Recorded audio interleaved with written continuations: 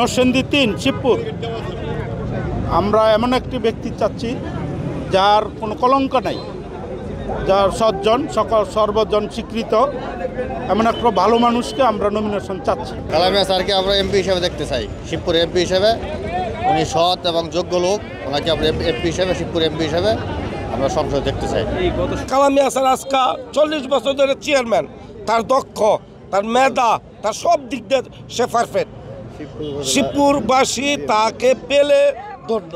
এখন আমাদের সামনে সময় এসেছে জনগণের ভোটের সেই অধিকার প্রতিষ্ঠার যে সুযোগ সেটা নিশ্চিত করা, পাশাপাশি দুর্নীতি লুটপাটের বিরুদ্ধে অবস্থান নিয়ে ন্যায় বিচার এবং সুশাসনের একটি বাংলাদেশ প্রতিষ্ঠা করা। এই জন্য আমাদেরকে লক্ষ্য রাখতে হবে কারা জনগণের জন্য বিগত দিনে গণতন্ত্র প্রতিষ্ঠার জন্য সর্বোচ্চ ত্যাগ স্বীকার করেছে। 10 বছরের যাত্রা তো কেবলই শুরু। একসাথে গ্রো করার এই জার্নি চলুক আগামীতেও। পাঠাও 10 years of growing with you।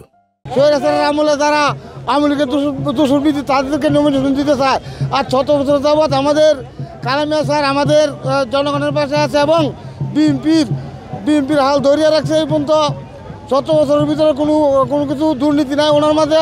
ওনাকে আমরা নমিনেশন দিতে চাই।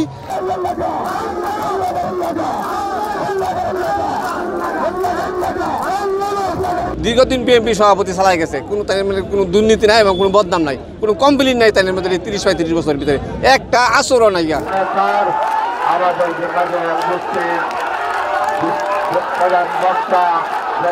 জনগণ চায় একজন রিটার্ন ক্লিন প্রার্থী আসুক, একজন রিটার্ন ক্লিন এন্ট্রি হোক, এটা জনগণের আকাঙ্ক্ষা।